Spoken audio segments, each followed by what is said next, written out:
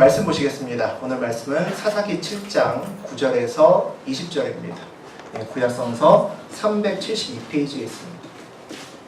제가 먼저 9절 봉독하겠습니다.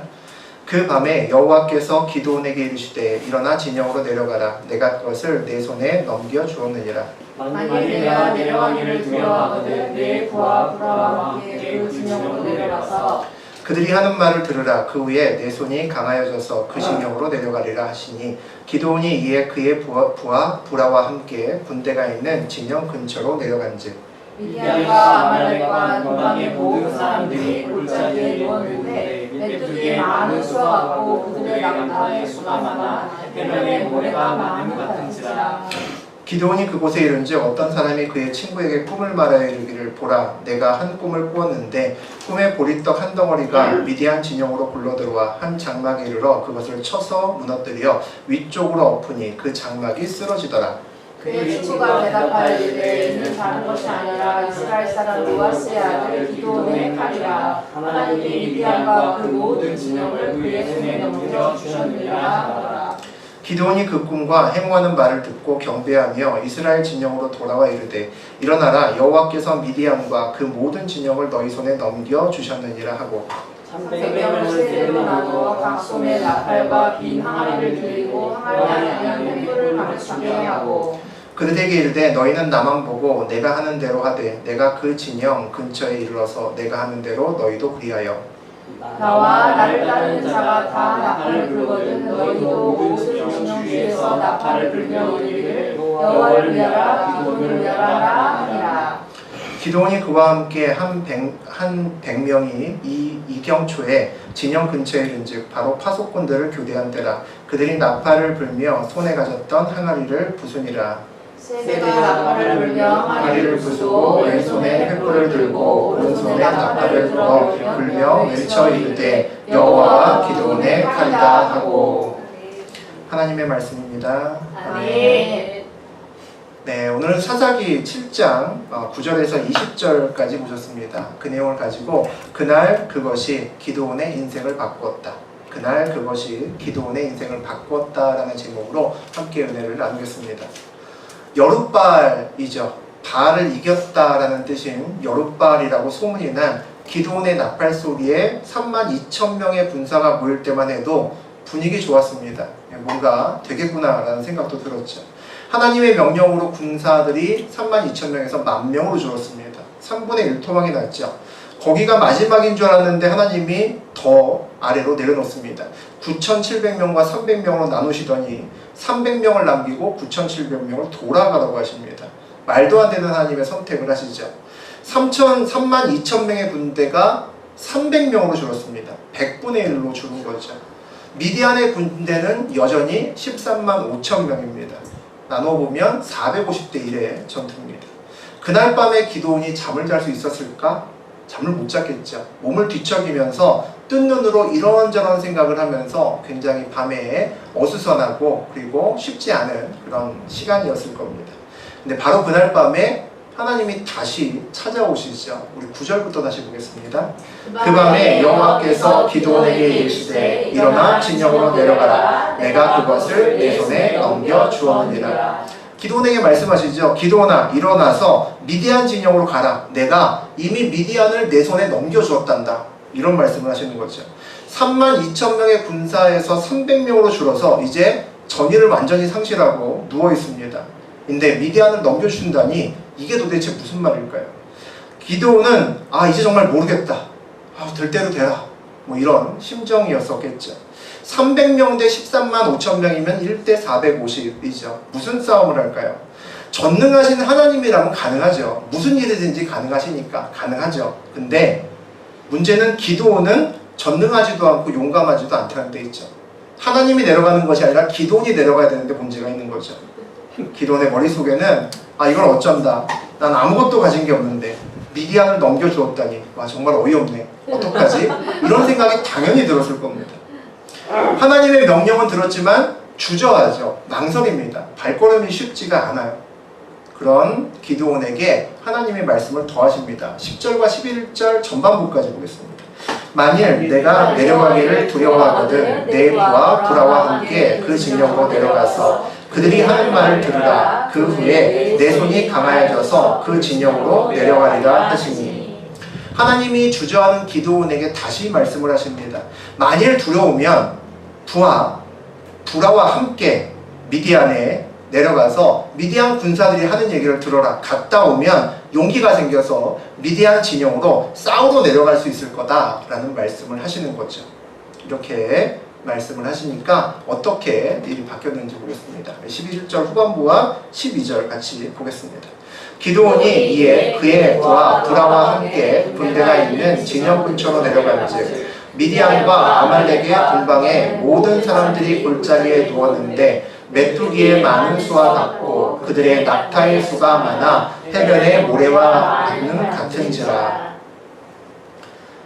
기드온이 혼자 내려가지 않고 누구랑 같이 내려갔습니까? 부라하고 같이 내려갔어요. 그러면 기드온이 두렵다는 얘기입니까? 안 두렵다는 얘기입니까? 두렵다는 얘기죠. 하나님이 무서우면 두려우면 부와 함께 내려가라고 했는데 부와 부라를 데리고 내려갔다는 얘기는 기드온은 아직도 두려움에 떨고 있다는 이야기입니다. 혼자 내려갈 수 없다는 이야기죠. 기드온은 하나님께서 기드온에게 여러 번 말씀하셨습니다. 내가 너와 함께 있다. 표징도 보여주고 양털 시험도 보여줬죠. 그런데 두려움이 사라지지 않는 걸 어떡합니까? 여전히 두려운데 어떡하죠? 순종하면서 가면 두렵지 않아야 되는데 두려움은 계속 기드온에게 남아있는 겁니다. 순종하면서 가는 길에 금방 두려움이 사라지도록 하나님이 환경을 확 바꾸셨으면 좋겠는데 여러분 아시지만 보통 그렇게 하지 않으십니다. 미디안 사람은 메뚜기처럼 많고 낙탄 해변에 모래알처럼 많다라고 되어 있습니다. 미디안은 사실 그대로죠. 그런데 왠지 이전보다 많아 보이는 겁니다. 왜? 내군사가 100분의 1 토막이 났기 때문이죠. 두려움을 안고 내려간 기드온은 그 숫자들을 보면서 기가 질렸을 겁니다. 우리는 300명인데 이 셀 수도 없는 얘네들을 하고 무슨 전쟁을 한단 말일까? 겁쟁이 기드온의 눈앞이 캄캄해졌으면 당연한 일이겠죠. 두렵지만 부와 부라와 함께 힘겹게 발걸음을 떼서 억지로 내려간 그 길에서 만약에 내려갔더니 미디안 군대가 철수했어. 뭐 이런 상황이든가 아니면 13만 5천 명의 군대가 전염병이 돌아서 1000분의 1 토막이 돼서 135명만 남아있던가. 그러면 우리 마음이 기쁘겠죠. 기드온이 얼마나 기뻤을까요? 근데 그런 일은 없습니다. 참 우리를 힘들게 하시는 하나님의 방법입니다. 기드온은 억지로 순종하지만 여전히 마음속에는 두려움이 남아있습니다. 이게 우리 모습이죠. 아무리 하나님이 인도하시고 아무리 하나님이 괜찮아 하셔도 두렵습니다. 왜 두려울까요? 처음 가는 길이니까. 이런 믿음 갖고 처음 가는 길이니까 두려울 수밖에 없죠. 또 내 눈에는 지금 현재의 상태밖에 눈에 보이지 않기 때문이죠. 우리가 두려울 수밖에 없는 일입니다. 하나님도 아십니다. 우리가 두려운지, 그리고 우리의 첫걸음을 뛰기가 그만큼 어려운지 하나님도 알고 계시죠. 그래서 오늘 부라와 함께 가도 좋다라고 얘기를 하시는 겁니다. 너 혼자 가지 못할 거니까 다른 친구들 같이 가서 보고 와라 라는 거죠. 두려운 것은 괜찮습니다. 정말 중요한 것은 두려워도 발걸음을 떼서 걸어가야 된다는 거죠. 두려워도 발걸음을 멈추지는 말아야 된다는 겁니다. 두려워도 발걸음을 떼고 걷는 것이 중요한 거죠. 이게 우리는 순종이라고 이야기를 합니다. 우리 13절과 14절 보겠습니다. 기드온이 그곳에 이른즉 어떤 사람이 그의 친구에게 꿈을 말하여 이르기를 보라 내가 한 꿈을 꾸었는데 꿈에 보리떡 한 덩어리가 미디안 진영으로 굴러 들어와 한 장막에 이르러 그것을 쳐서 무너뜨려 위쪽으로 엎으니 그 장막이 쓰러지더라. 그의 친구가 대답하여 이르되 이는 다른 것이 아니라 이스라엘 사람 요아스의 아들 기드온의 칼이라. 하나님이 미디안과 그 모든 진영을 그의 손에 넘겨주셨느니라 하더라. 기드온이 내려가서 하나님의 명령대로 숨어서 미디안 병사들의 우연한 대화를 듣습니다. 미디안 병사들이 모여서 자기의 꿈 얘기를 생뚱맞게 갑자기 하는 겁니다. 이복에 내가 꿈을 꾸었는데 보리떡 한 덩어리가 우리 미디안 진영으로만 날라오는 거야. 그러더니 우리 장막을 확 뒤집어 엎었어. 이게 무슨 뜻일까? 그랬더니 그 이야기를 듣고 있는 다른 군사가 그 보리떡은 아마 틀림없이 이스라엘 사람 요아스의 아들 기드온의 칼일 거야. 이스라엘의 하나님이 우리 미디안을 기드온의 손에 넘겨주셨다고 소문이 파다해. 다 쉬쉬하고 있지만 다 아는 일이거든. 우리 모두 다 이번에 죽을지도 몰라. 모두 다 걱정하고 있다고 이런 이야기를 하는 겁니다. 다른 사람에게는 별 의미 없는 그냥 시시껍절한 그냥 꿈이야기였을지 모르겠지만 기드온에게는 이야기가 확실한 하나님의 응답이 됐던 거죠. 하나님께서 기드온에게 약속하신 이야기를 적군의 병사 입에서 그대로 듣는 겁니다. 미디안 군사들은 이미 기드온을 두려워하고 있었다는 거죠. 하나님의 응답이 반복됩니다. 일반적으로 반복되는 신호는 하나님 응답의 중요한 특징 중에 하나죠. 우리가 살다가 같은 말씀이 반복되거나 같은 주님의 음성이 반복되면 주님의 음성이 확실할 가능성이 높죠. 15절 같이 한번 보시겠습니다. 기드온이 그 꿈과 해몽하는 말을 듣고 경배하며 이스라엘 진영으로 돌아와 이르되 일어나라, 여호와께서 미디안과 그 모든 진영을 너희 손에 넘겨주셨느니라 하고, 이전에는 얼떨결에 여호와의 영이 임해서 나팔을 확 부는 바람에 32,000명이 모였었습니다. 기억하시죠? 오늘은 하나님께 경배하고 온전한 제정신으로 외칩니다. 일어나라, 여호와께서 미디안과 그 모든 진영을 너희 손에 넘겨주셨느니라. 하나님께서 그동안 수차례 기드온에게 했던 이야기입니다. 그런데 기드온은 그 말을 믿지 않았습니다. 그랬는데 오늘 그 같은 이야기를 이번에는 힘있게 자신의 병사들 300명을 모아놓고 이야기를 하는 겁니다. 병사들의 이전에 내려가서 미디안 병사들의 이야기를 듣고 동일한 이야기를 외치는 거죠. 하나님을 정말 기드온이 만났다는 증거입니다. 옛날에 하나님을 만나고 싶었을 때가 있었습니다. 저의 이야기입니다. 하나님을 만난다는 것이 도대체 어떤 기분이고 어떤 장면으로 만날까 전 되게 궁금했습니다. 그래서 간증책, 저희 집에 우리 집사람 때문에 그런 책들이 많거든요. 그래서 간증책을 쫙 모았습니다. 모은 다음에 두껍잖아요. 다 읽을 수는 없고 거기서 하나님을 만난 장면만 골라서 읽었습니다. 도대체 어떻게 하나님을 만났을까? 만났을 때 어떤 장면이 나왔을까? 놀라운 것은 그 장면만 찾아 있는데 결정적으로 하나님을 만나는 그 순간은 책에서 자세하게 기술하지 않고 두리뭉실하게 그냥 넘어간다는 겁니다. 자세하게 기술되어 있지 않더라고요. 하나님 만나기 전에는 막 분위기가 막 고조되면서 막 좀 있으면 막 큰일 날 것처럼 막 이렇게 재밌게 쓰다가 막상 하나님 만나는 장면은 슬쩍 넘어갑니다. 그리고 뭐라고 대부분의 책에 써 있냐면 상황은 아무것도 변하지 않았다. 그러나 내가 변했다. 이제 세상이 달라 보였다. 두렵지 않았다. 뭐 이런 뉘앙스의 내용이 뒤쪽에 나와 있더라고요. 이와 비슷한 이야기들이 나와 있는데 얼마 전에 좀 유행했던 영화 중에 신과 함께라는 영화가 있었습니다. 1000만 관객 이상을 동원한 아주 유명한 흥행작이었죠. 저는 하나님을 만났을 때 그 신과 함께처럼 염라대왕이나 그런 멋진 캐릭터가 멋진 옷을 입고 얘야 네가 찾던 하나님이다 뭐 이런 장면을 기대했을지도 모르겠습니다. 그런데 이런저런 책을 아무리 찾아봐도 그런 이야기는 없고 자세한 설명이 없고 그냥 대충 얘기하고 넘어갑니다. 근데 더 문제는 아까 말씀드렸던 것처럼 대부분의 책에서 공통적으로 써있는 얘기가 뭐냐면 상황은 아무것도 변하지 않고 나만 변했다라고 얘기하는 겁니다. 이 사실이 저를 굉장히 당황스럽게 만들었습니다. 왜냐하면 제가 하나님을 만나고 싶어 했던 이유는 나는 하나도 안 변해도 되고 내 주변이 변하기를 원했거든요.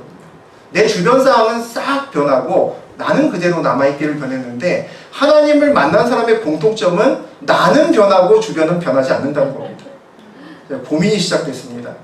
내가 내 주변의 상황이 하나도 바뀌지 않는다면 굳이 하나님을 만날 필요가 있을까? 굉장히 심각하게 사실은 고민이 되더라고요. 오늘 기드온도 분명히 하나님을 만났습니다. 미디안 진영에 다녀온 후에 완전히 180도 사람이 바뀌었습니다. 역시 정확한 만남의 순간은 똑같이 기록되어 있지 않습니다. 우리 16절, 17절, 18절 세 개의 절 함께 읽어보겠습니다.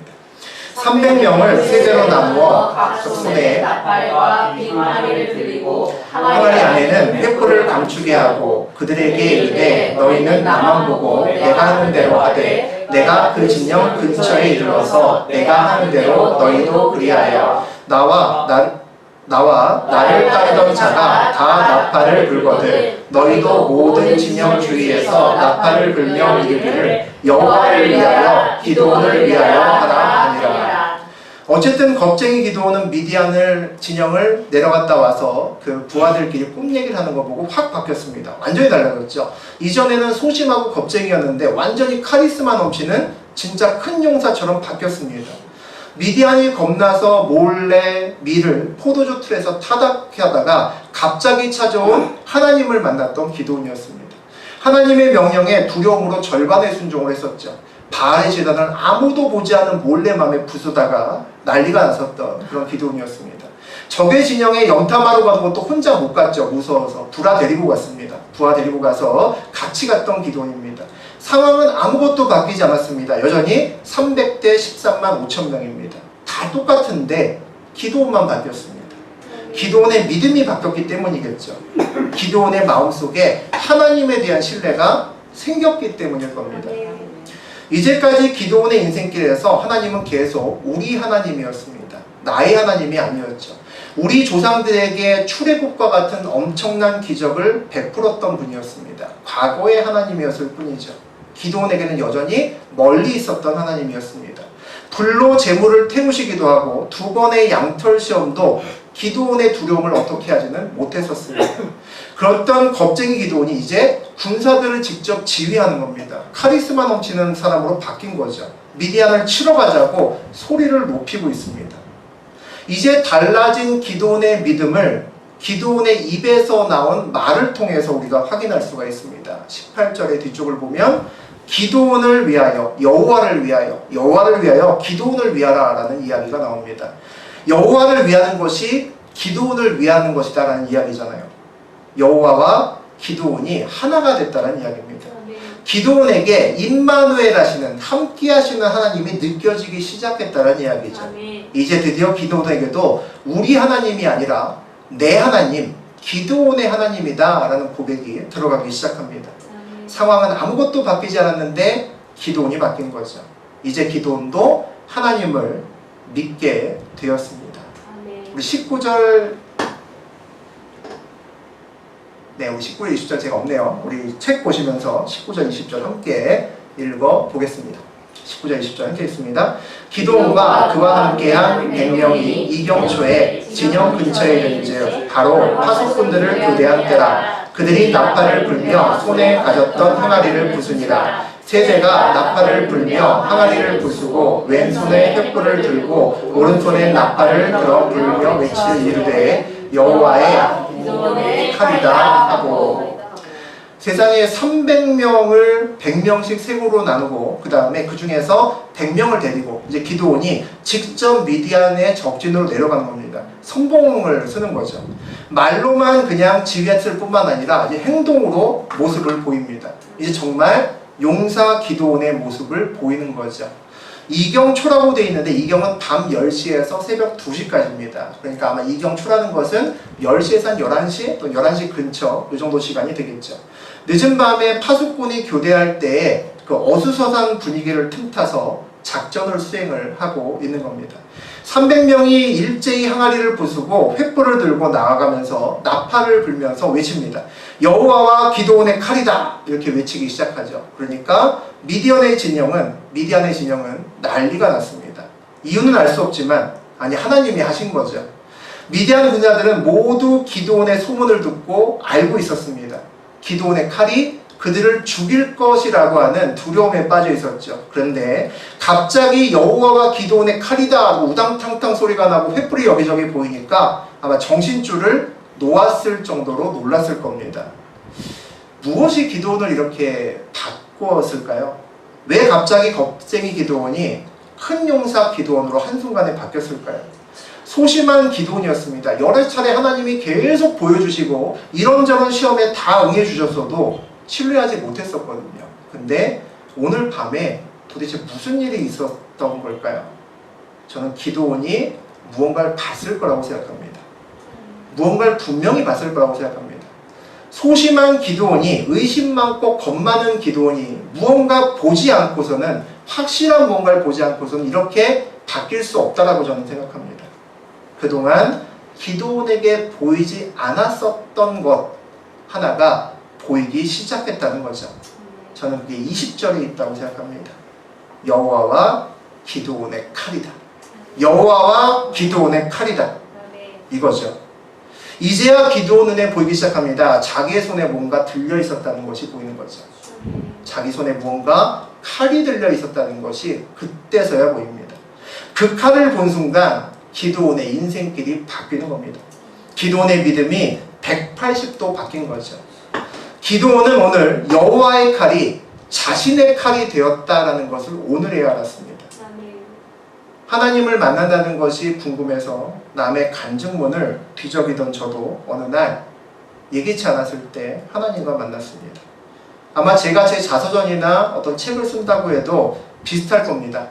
하나님을 만났던 날에 연못가에 안개가 자욱히 끼고 흰수염을 한 산신령처럼 하나님이 두둥실 나타나지 않으셨거든요. 그런데 하나님을 만난 그날 이후에 저에게도 그전까지는 보이지 않았던 무엇인가가 저에게도 보이기 시작했었다는 것을 기억합니다. 여호와의 칼이었습니다. 한참 만에 깨달았습니다. 내 손에도 여호와의 칼이 들려있구나. 여호와의 칼을 확인하고 그것이 나의 칼이라는 것이 느껴지면 세상이 두렵지 않습니다. 위기가 와도 나에게는 하나님의 칼이 있기 때문입니다. 이제는 나를 둘러싼 환경이 하나도 바뀌지 않아도 나만 바뀌는 것으로 충분합니다. 왜냐하면 내 손에 들려있는 하나님의 칼은 세상을 바꿀 정도의 힘이 있기 때문이죠. 그 칼이 내 손에 있는데 무엇이 들었겠습니까? 하나님이 어느 날 기드온을 찾아오셨습니다. 큰 용사여, 그렇게 부르실 때 하나님은 이미 기드온의 칼이 되셨습니다. 미디안을 한 묶음으로 묶어서 베어버릴 것이다 라고 말씀하셨습니다. 그것은 하나님 칼의 능력을 말씀하신 거죠. 오늘 밤에 기드온이 원래 들고 있었던 하나님의 칼을 그제서야 기드온이 확인했습니다. 내 손에 들려있구나. 그 칼을 본 순간 기드온의 인생이 바뀌지 않을 수가 없었던 거죠. 하나님이 기드온의 칼이니 누가 기드온과 대적을 할 수 있었겠습니까?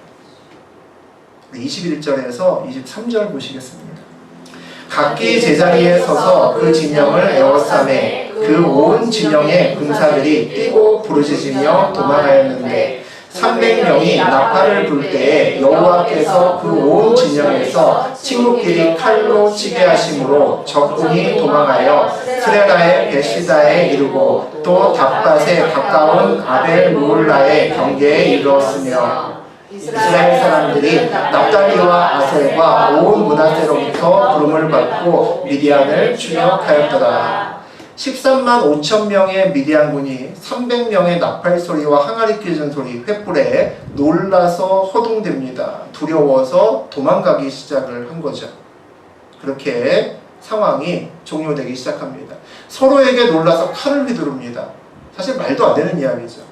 우리 인생길에서 말도 안 되는 일이 일어났다는 것은 하나님이 하셨다는 이야기다 라는 저는 그렇게 생각을 합니다. 기드온이 300명과 그 자리에서 항아리를 깨고 나팔을 불고 횃불을 들고 있었던 게 다입니다. 그게 다죠.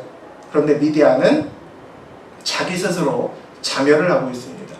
기드온과 300명은 적당한 거리를 안전하게 뛰고 서서 있고 나머지는 하나님이 다 알아서 하시는 겁니다. 겁쟁이 소심한 기드온의 입에서 여호와와 기드온의 칼이다 라고 외칠 때까지 기드온은 정말 고생 많이 했습니다. 우리가 증인이죠. 지난 몇 시간 동안 밀을 포도주 틀에서 타작하던 때부터 지금까지 봤습니다. 가슴 졸이며 바알제단 밤에 허물다가 동네 사람들한테 맞아 죽을 뻔하고 3만 2천 명의 군사가 모여도 이 싸움이 가능할까 싶은데 10,000명으로 줄고 300명까지 줄었을 때 속이 얼마나 탔을까요? 얼마나 마음이 힘들었을까? 그런데 또 그런 생각이 들었습니다. 하나님도 이왕이면 날 때부터 용사인 사람을 선택하시지. 삼손처럼 겁쟁이 기드온을 선택하셔서 32,000명을 300명으로 줄이시기까지 떠는 기드온을 보면서 얼마나 마음고생을 많이 하셨을까. 기드온뿐만 아니라 우리도 마찬가지죠.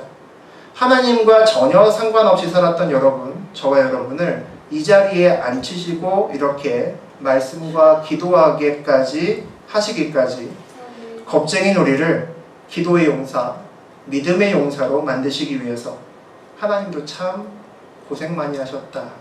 그런 생각 들지 않으신다 모르겠습니다. 저는 새가슴이었습니다.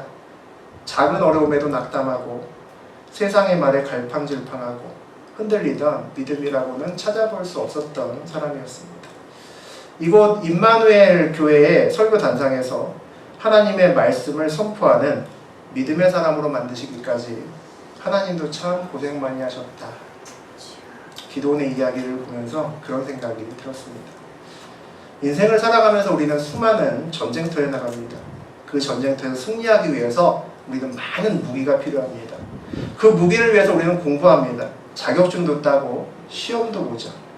그 무기를 위해서 인맥을 쌓습니다. 학연을 쌓고 지연을 총동원합니다. 그런 것들에 의지해서 살아가다 보니까 그것에 가려서 우리가 잘 보지 못하는 것이 있습니다.